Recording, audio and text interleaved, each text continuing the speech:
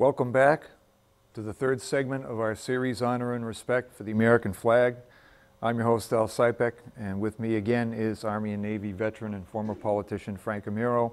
I'll briefly go over that in the first and the second segments we talked about the history of the flag, the development of the U.S. flag code, and Frank on the last segment went a little into displaying the flag. On this third segment, we have a lot more to consider on displaying the flag properly in respect for the flag. And Frank, I'll turn it over to you. Thank you.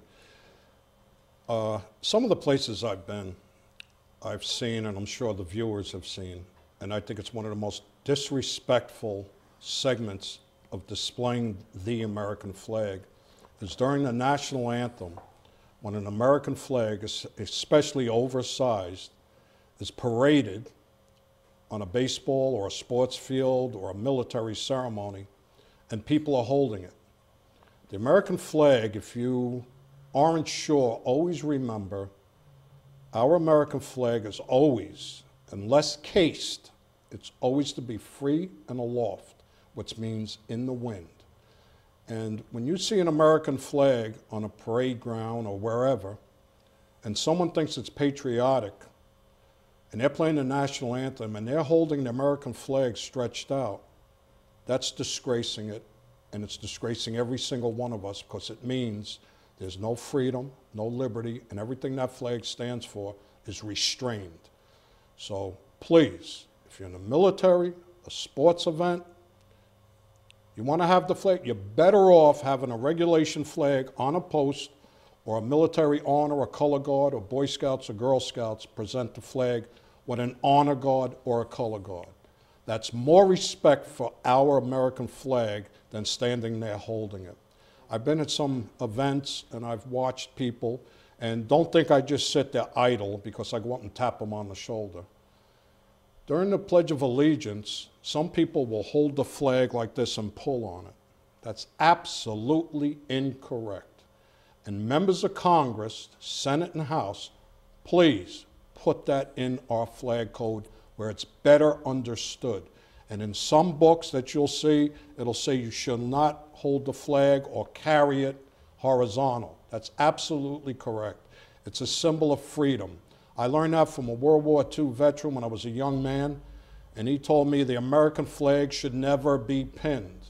So when you go somewhere and you see the American flag long ways, like in the movie Patton, which I don't think it should have ever been done that way, but people have seen that movie, Al, and they think that's proper.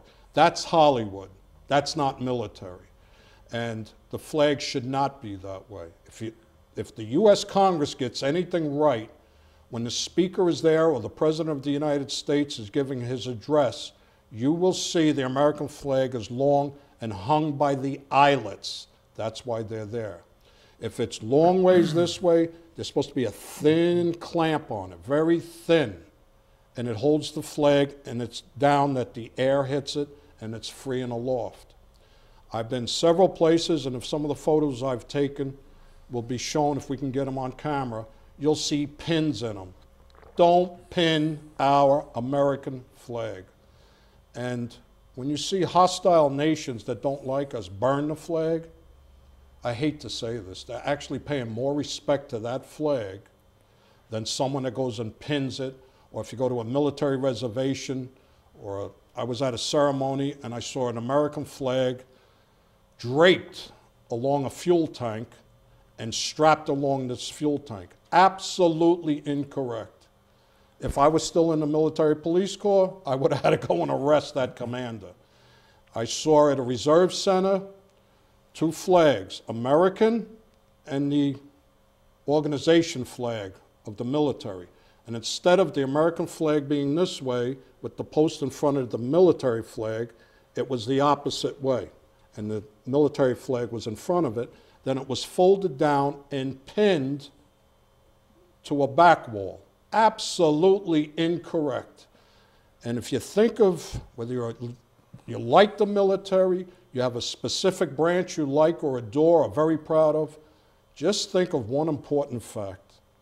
On a place called Mount Suribachi, the Marines put a flag up, a small flag, not the one that you usually see, and it went up and it was in honor and respect of the United States of America and the estimated 7,000 U.S. Marines and sailors laying dead on those beaches and fields. It was full staffed. And when they did the ceremonial display of the regulation American flag, it was done the same way. We need to stop lowering the American flag every time someone dies. And that's part of the protocol.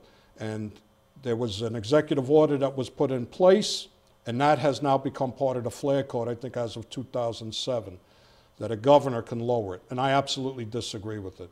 A governor can, on a military reservation, if a dead military person comes in from the battle, the flag in that state, the governor can ask that that flag be lowered at that reservation while the coffin passes or the soldier passes, and then it goes right back up. And I believe, if you believe like me, you served in the United States Armed Forces, I want my flag full staffed unless it's the president or a member of the United States government that is authorized to have that flag that way. Well, Frank, can I interrupt you for a Sure, question? go ahead. Flags on uniforms. I've seen them on this side, I'm seeing them on that side. Right. How should they be on a uniform? Okay, on a uniform, it should be red, white, and blue, naturally. I know the military now use them in camouflage, and I guess that's okay if the president authorized it. But when you have the flag, you can have the patch on your left shoulder or right shoulder, but the field of blue should always be moving forward. So you shouldn't see a flag on your right shoulder with the field of blue to the right. It should be forward, not to your back. So some people will take the flag and put it on the right shoulder, and it's improper. The flag is always moving forward, and like I said in the first segment, in a military intervention or in an attack or an assault, the flag moves forward. It doesn't move backward. So always put it with the field of blue moving forward, and that should be the proper way. And also what you're talking about, it should not be used as a uniform. When you saw the movie Rocky or even the U.S. team in the Olympics, they take the flag and wrap them around them. Absolutely incorrect. It's nice to be patriotic, but respect our American flag. And when you watch the Olympics, you'll see they display the flag properly during the national anthem. That's the way it should be. And always remember, free and aloft, not pinned. If it's encased, that's a little bit different. Can you explain how it should be cased? All right. If it's cased, it should be in a glass case that you can view it, and then the glass is rested on top of it. It shouldn't be pinned or glued or taped. And then if you want to present it up, then the glass will hold against it. And I'll tell you the truth, I really don't like that either, but the flag code says you can do that. Okay, here's something else. My father was a World War II veteran, and when he passed away, you know, my mother got the folded American flag. How should that be stored? Okay, that's a good question.